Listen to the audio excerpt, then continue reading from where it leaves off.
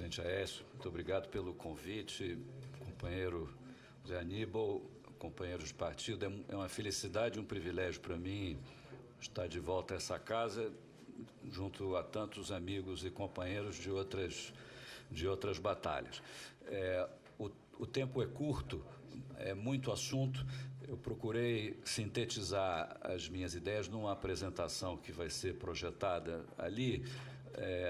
Também o intuito da apresentação é deixar as ideias codificadas, organizadas, para que a discussão que se inicia a partir daqui sobre soluções para os problemas que o país tem enfrentado possa germinar. Tem toda uma agenda de eventos aqui sob os auspícios do Instituto. Eu espero que essas ideias possam contribuir. Eu vou apenas pedir licença aos nossos companheiros assessores que ali são, que possam encostar um pouco mais na parede ou recuar um pouco para que os que estão sentados possam acompanhar o PowerPoint do Gustavo. Assim você passa. Muito bem. Espero que seja legível. São poucos slides, vou andar rápido para o benefício do diálogo que vamos ter depois. Na essência, são 4 grandes temas, mas, no fundo, 2, febre e infecção, ou diferenciar muito claramente entre os sintomas e a doença. Esse é o erro, talvez, mais comum de períodos delicados de enfrentamento de políticas econômicas, porque se confundir a causas e efeitos é muito comum e, portanto, produzir tratamentos equivocados. E deixa eu começar pelos efeitos, pelos sintomas. O principal deles, a taxa de juros, e eu queria logo começar pelo assunto mais delicado. Se tem alguma coisa que pudesse caracterizar com clareza o segundo capítulo do Plano Real, seria o que ia acontecer com a taxa de juros no período posterior à estabilização. O Brasil sai da vitória sobre a hiperinflação no ano de 1998, quando a inflação daquele ano foi de 1,6% ao ano, medido pelo IPCA. Ali estava completo o trabalho da estabilização, mas sai dali com a taxa de juros muito alta, a maior do mundo, uma taxa de juros superior a 20%. O que se podia vislumbrar, olhando para frente, é que o Brasil ia se transformar, trazendo essa taxa de juros para um valor normal, comparável ao que existe em países parecidos com a gente no resto do planeta. Isso tomaria talvez uma década ou mais se trabalhássemos direito, e era preciso compreender qual a natureza, os efeitos que esse processo poderia gerar. Para isso é preciso entender essa expressão do professor Eduardo Janetti, é o título de um livro dele: Os juros é o preço do amanhã. Os juros definem os termos de troca entre o presente e o futuro. Quando o juro é alto, o futuro fica muito caro e muito distante. O juro baixo faz o futuro ficar mais perto da gente e valer mais. Financeiramente, o juro é o que faz você trazer a valor presente o que está no futuro. Quando o juro é baixo, tudo que está no futuro vale mais. Não é isso? Então, quando o juro vai caindo, as coisas que estão no futuro começam a valer mais. Essas coisas são as empresas, que são fluxos de caixa no tempo, são os títulos de longa duração, são os imóveis e quaisquer outros ativos. Portanto, ao longo de um processo de queda de juros como esse que o Brasil experimentou durante esse período, o país ficou mais rico. As coisas passam a valer mais, e não é pelo crescimento do PIB apenas, é um olhar diferente que a sociedade tem sobre o futuro, que o juro expressa e reflete. É claro que, para isso, é preciso que os fundamentos para os juros estejam corretos. É fácil notar que tem uma tendência decrescente no juro durante esse período aí, e oscilações que são próprias da prática do regime de metas de inflação. E dá para ver também que em algum momento se perdeu a mágica e a tendência de se reduzir foi interrompida. Pode passar, por favor. Em algum momento, os juros entram num terreno do irrealismo, por assim dizer, e aí é que a coisa se perde.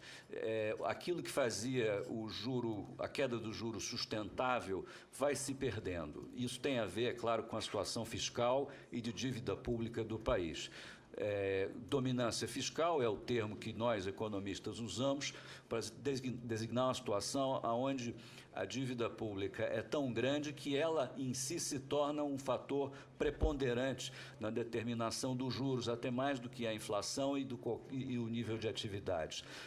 E o que se vê ali comparado é a taxa Selic com o custo implícito da dívida pública, que não é necessariamente a taxa Selic, porque em muitas situações o Tesouro Nacional precisa pagar mais juros do que a taxa Selic para manter a rolagem dos seus papéis.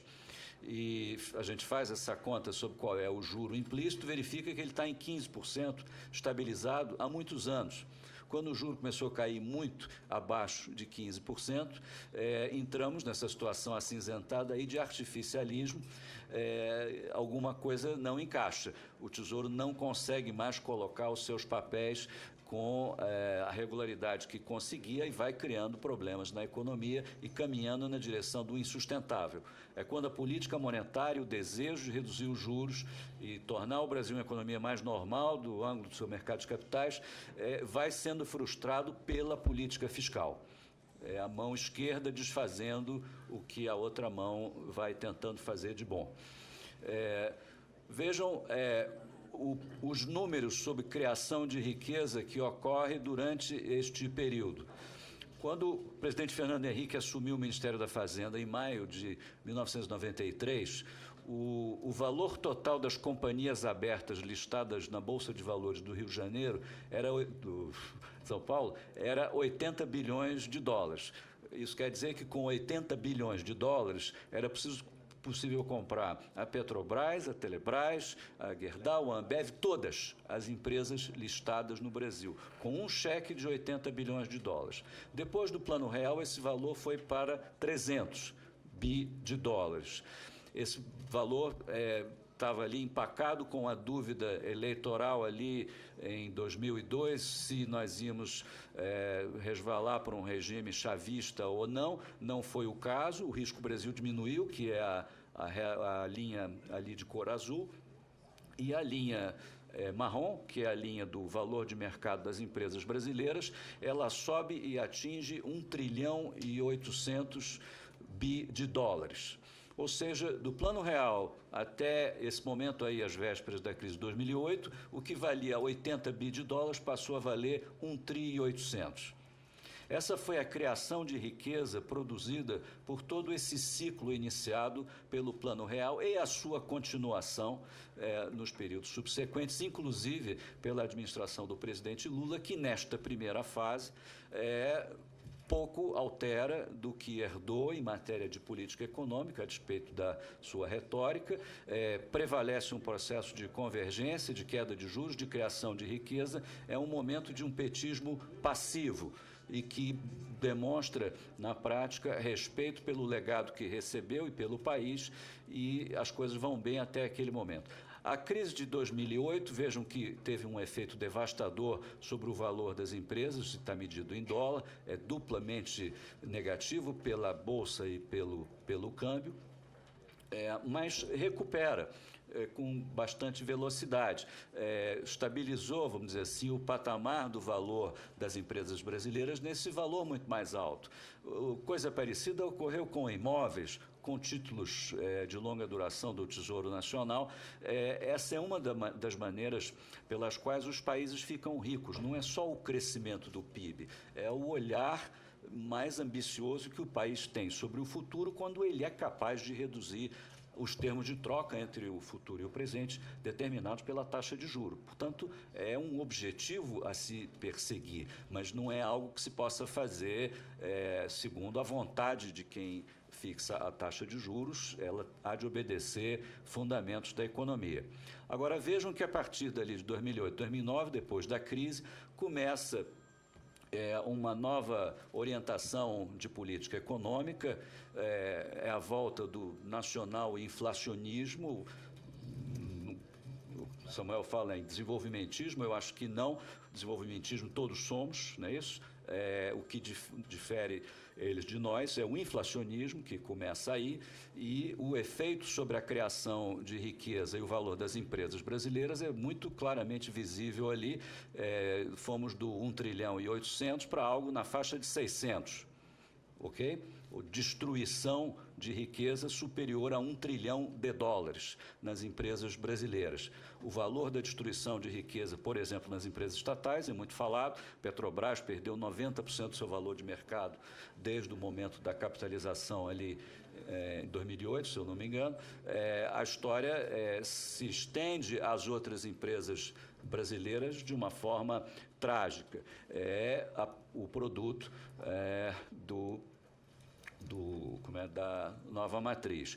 O setor privado talvez já tenha enxergado isso antes mesmo de começar a acontecer. Já em 2012, os juros longos começam a refletir uma desconfiança no que está se passando, que não é muito aparente. São os profissionais do mercado financeiro já interrompendo, vamos dizer assim, a convergência dos juros brasileiros para juros praticados em outros países, como é visível ali no gráfico, e o juro brasileiro volta a ser o campeão mundial para esses papéis de longa duração. E o outro componente importante desses anos foi o controle de preços, a volta do congelamento, do choque heterodoxo, porém praticado em câmara lenta durante esses anos todos.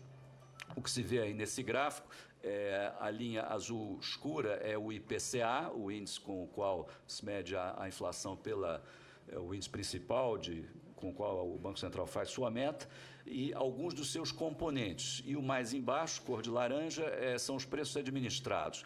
Reparem que os preços administrados caminham sistematicamente abaixo do IPCA cheio ao longo de todos esses anos e vai acumulando a área cinza, uma defasagem substancial, e o que acontece depois das eleições, liberam-se os preços, reproduzindo fielmente a lógica de estelionato eleitoral que o país testemunhou em 1986, com os efeitos inflacionários que todos estamos assistindo e os efeitos também do ponto de vista da perda de confiança do governo e na sensação de engano nas eleições que todos estamos testemunhando por aí.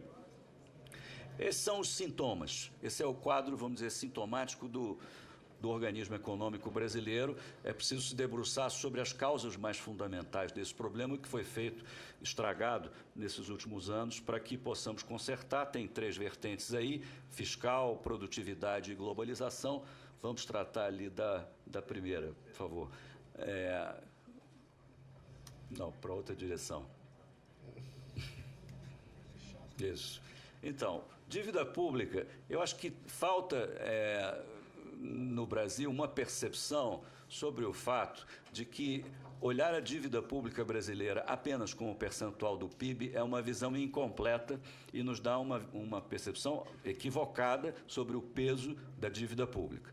O exercício aqui, para começar, é mostrar a dívida pública como percentual do PIB em diversos países, antes e depois da crise, para verificar o impacto extraordinário que houve em vários países. Olha, o Japão passa de 183 para 246 do PIB, a Grécia de 100 para 170 do PIB, em razão da crise de 2008. O efeito para nós não foi tão pronunciado como nos outros países emergentes.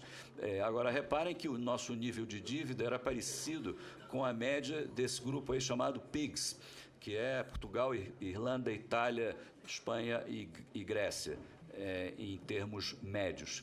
Agora, há uma diferença crucial quando se deve entre o rico e o pobre, o país que tem riqueza, patrimônio, e o país que não tem.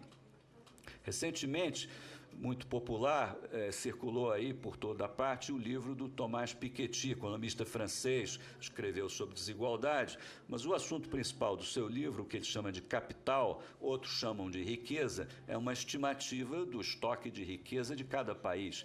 É claro que o endividamento de 100% do PIB é uma coisa quando o país é rico, é outra coisa quando o país é pobre.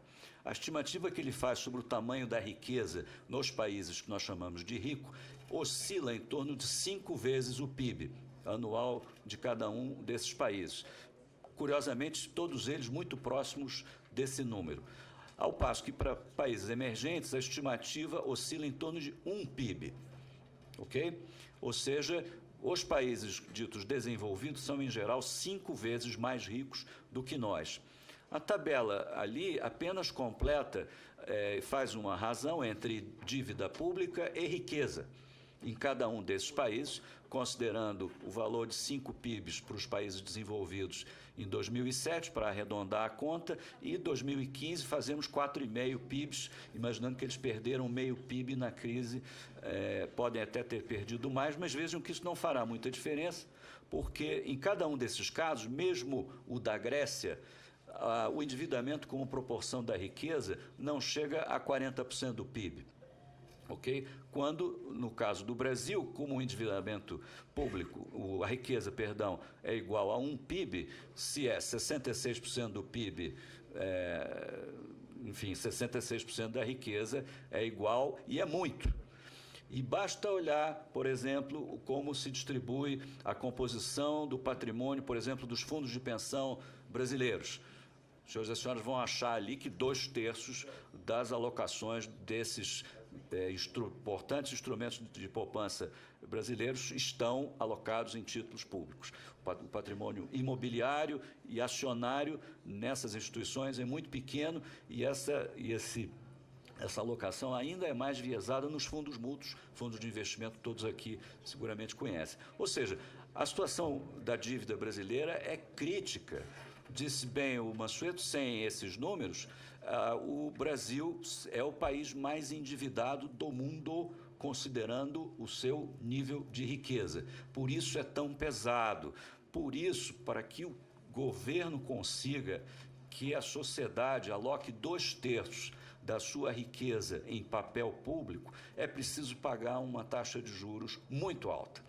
E esta é a razão pela qual os juros são estupidamente elevados no Brasil, não tem outra. Não é que o Banco Central é conservador, não é que é malvado, é o tamanho da dívida pública. E a dívida pública reflete a nossa história. São anos e anos de déficits e outras coisas que foram feitas pelas razões, justificadas ou não, mas que nos legaram esse problema.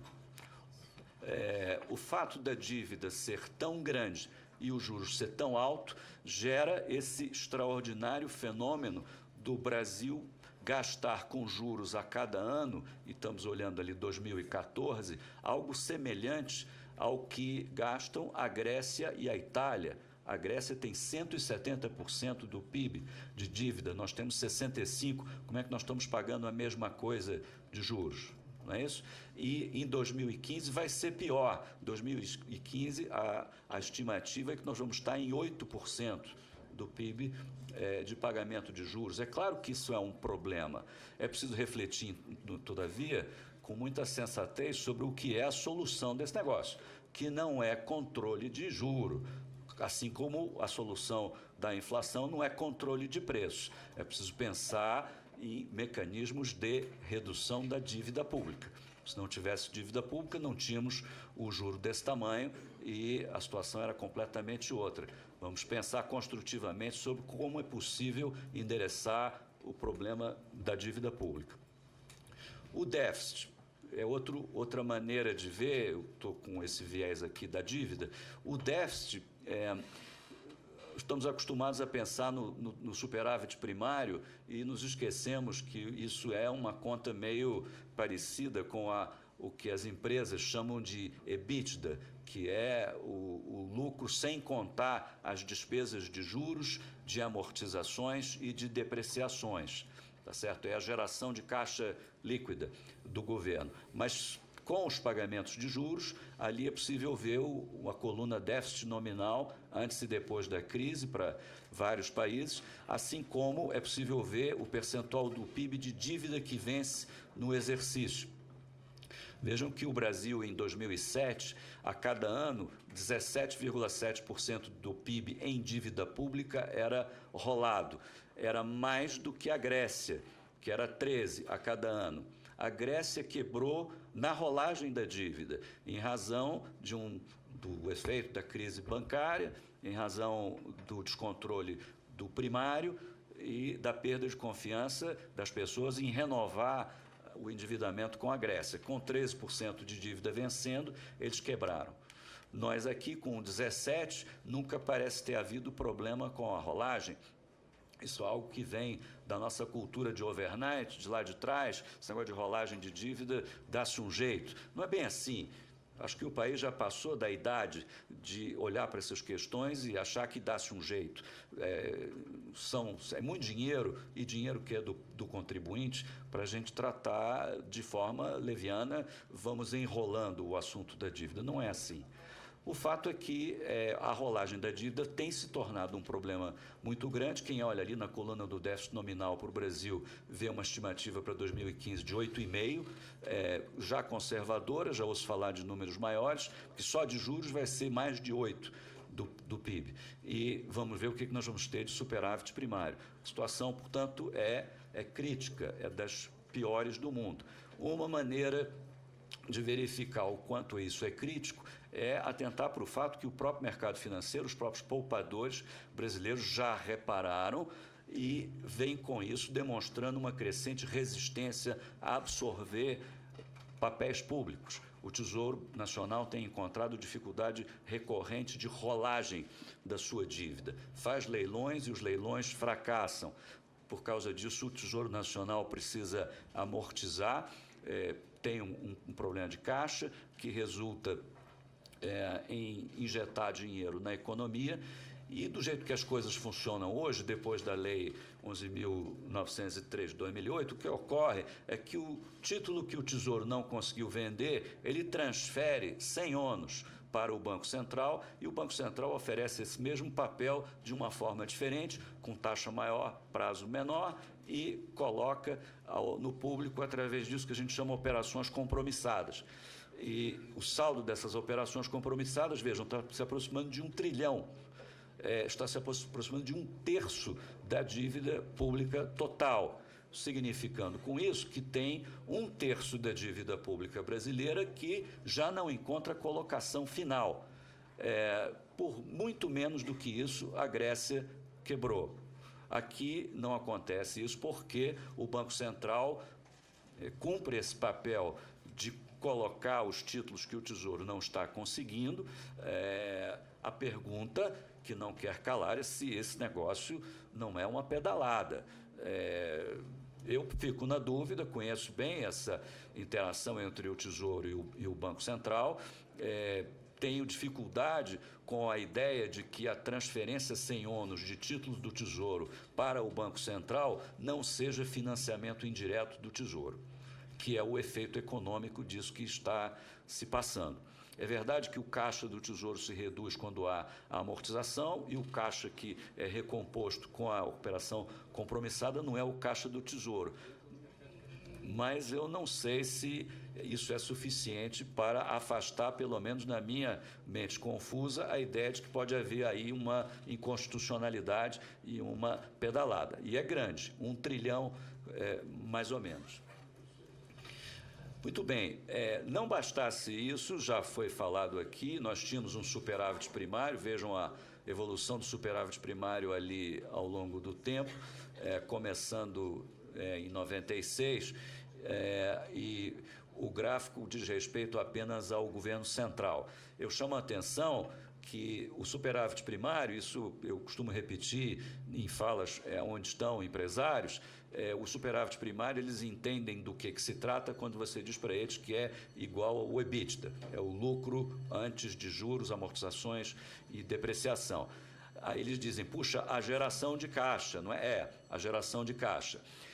Os empresários também estão acostumados com uma disciplina segundo a qual o risco, a classificação de risco da empresa é boa quando o sujeito tem um endividamento que é 2, 3 vezes o EBITDA, né?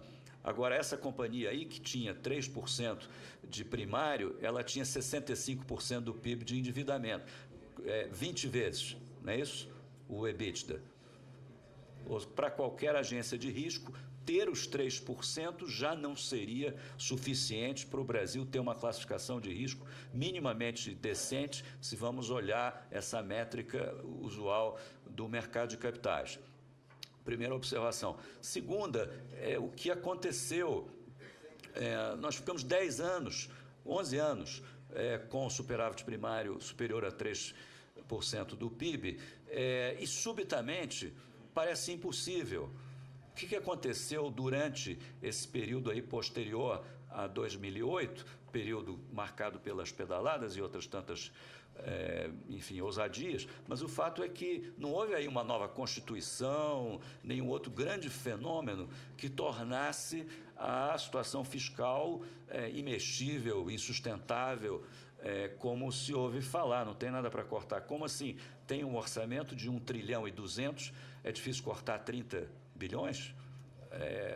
O setor privado olha para isso e não consegue acreditar.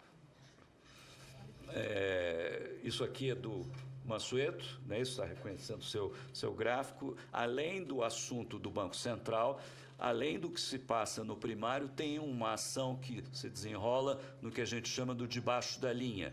Ou seja, o governo brasileiro adquiriu ativos.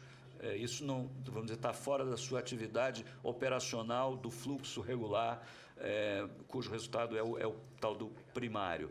O governo brasileiro adquiriu 500 bilhões, mais ou menos, de créditos concedidos pelo BNDES a uma variedade grande de empresas. Eu não consigo compreender, data vênia, como é que 500 bilhões podem sair do Tesouro Nacional e a gente só reparar alguns anos depois, não é isso? E eles chegam no BNDES, criam operações, tomara que sejam todas elas sadias e boas, mas isso ocorre fora do âmbito do orçamento e das autorizações que deveriam emanar desta casa, não é isso? Então, como foi acontecer isso, eu não sei, mas não pode acontecer novamente. Devemos pensar, inclusive, em reverter esse negócio.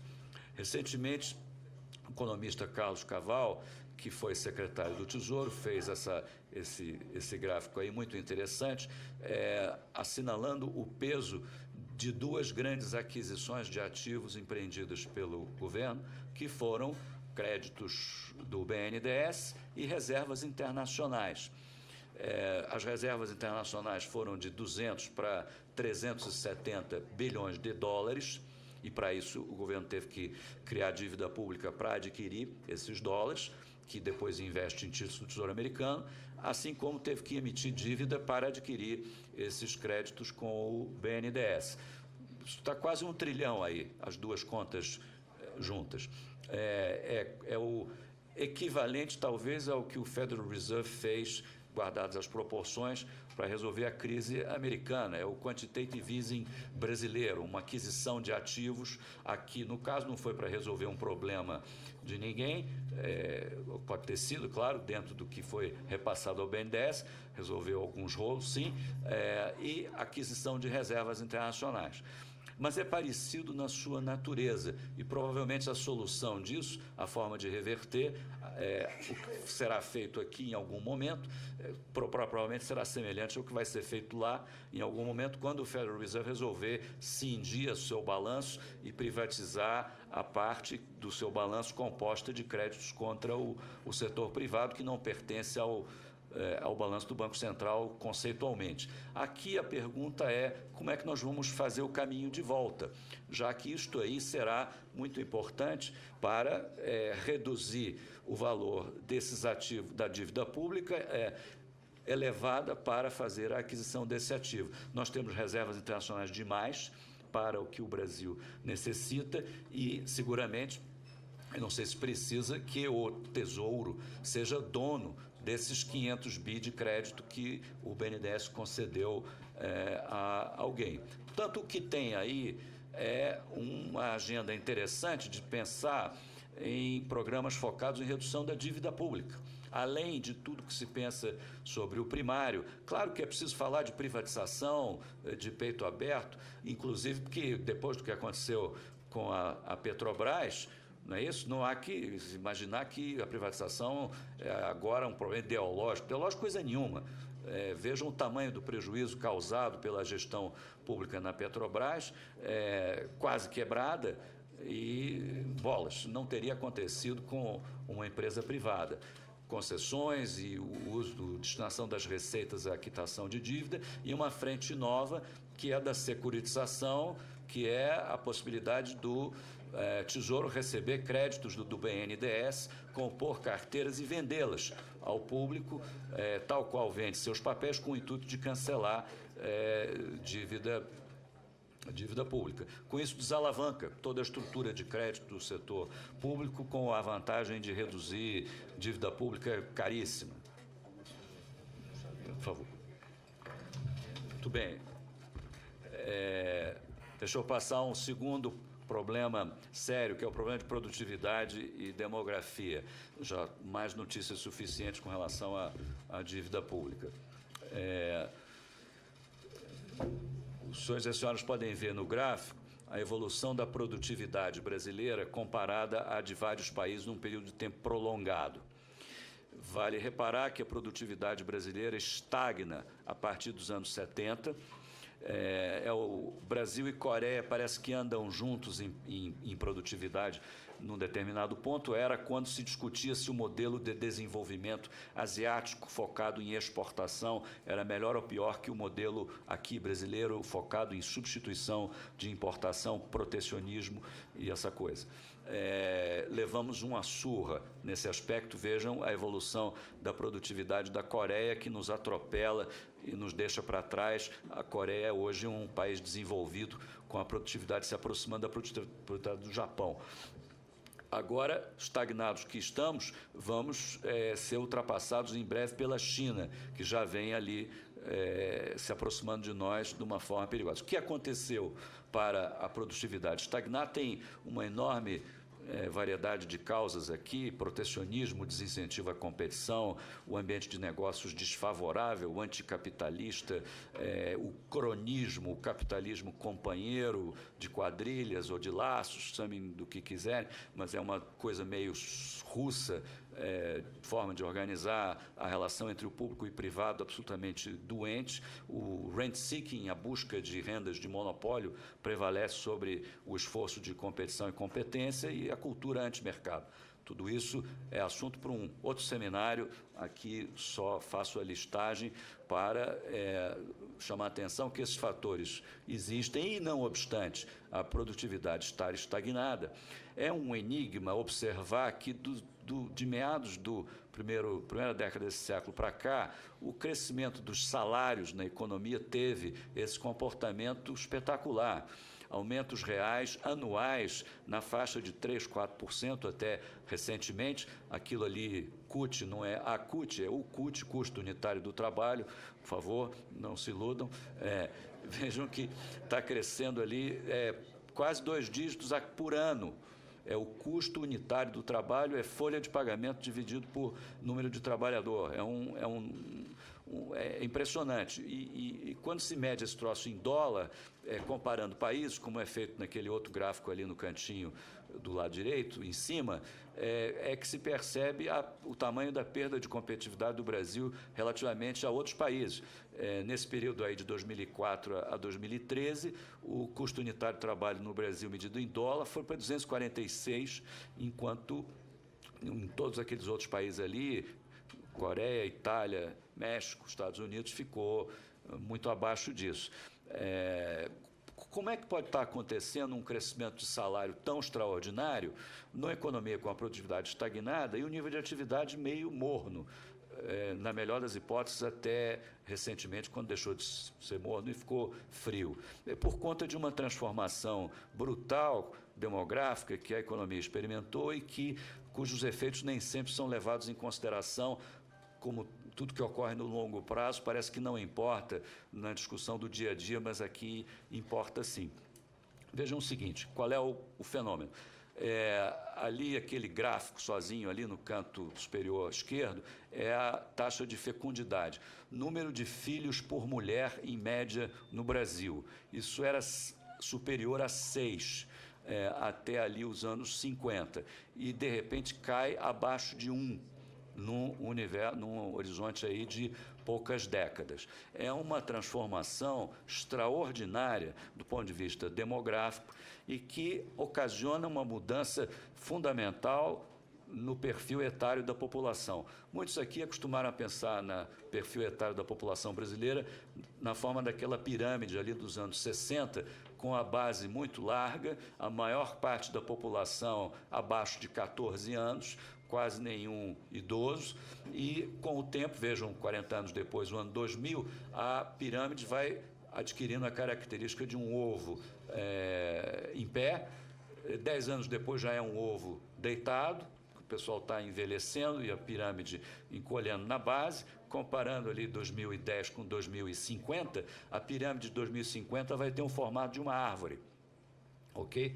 Vai ficar parecida com a do Japão.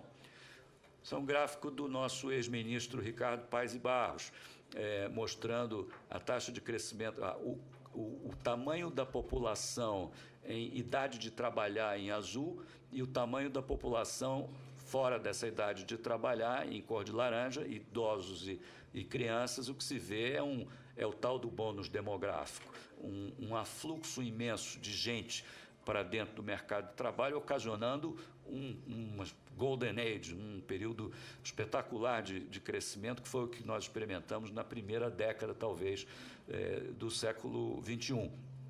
O que talvez esteja errado no gráfico dele é onde começa a diminuir o tamanho de gente entrando no mercado de trabalho. O trabalho de uma outra dupla de pesquisadores já olha para os acréscimos, e aí o que se vê, a situação de hoje, azulzinho é a quantidade de gente em idade de trabalhar entrando no mercado de trabalho, mais ou menos 8 milhões a cada quinquênio, e a quantidade de idosos entrando na melhor idade. Vejam que o número de idosos vai crescendo e, em torno de 2020, ele se iguala ao número de pessoas que entram no mercado de trabalho na posição de trabalhar. E, a partir de 2025, já viramos um país com a cara do Japão. O presidente Tombini levou esse gráfico aí para uma reunião internacional de bancos centrais, recentemente causou sensação. Isso é uma coisa que chama-se taxa de dependência, proporção das pessoas que não trabalham sobre o total. O Brasil, em azul, nos anos 60, tinha uma taxa de dependência de 85%. Significa que 85% das pessoas no Brasil, naquele momento, não trabalhavam, ok? E com o envelhecimento da população, garotada, criançada vai entrando no mercado de trabalho, a proporção vai diminuindo e chega ali perto de 50% e, em algum momento, vai ficar feito o vermelhinho, que é o Japão, que inverte totalmente a situação, vai chegar numa situação de 80% de pessoas não trabalhando, mas idosas. E aí é uma tragédia previdenciária. Agora, chama a atenção para o impacto distributivo dessa situação, nem sempre notado. Tem muitas falácias no ar sobre desigualdade e suas causas da redução da desigualdade. Não tem nada mais importante para a desigualdade do que o perfil etário da população, porque criança não trabalha, criança tem renda zero. E quando se faz medidas de desigualdade que compreendem o total da população, como é típico, por exemplo, dos coeficientes de Gini, que eram muito populares, muito discutidos na época do governo militar, temos que atentar para a demografia. Aquele gráfico ali no cantinho superior explica o que é um coeficiente de Gini. Comparar os 10% mais pobres da população, quantos por cento da renda eles produzem.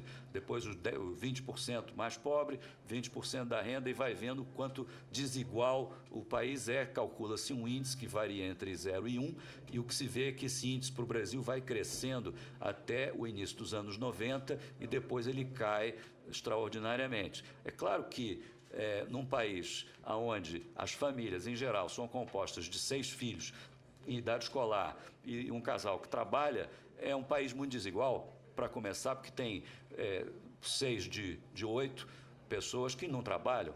Não é isso? É uma renda desigual exclusivamente pelo assunto da idade. Recentemente, a história da classe média, aferida pela PNAD, que é uma história que se conta toda hora como se fosse uma história de realizações de políticas públicas do governo.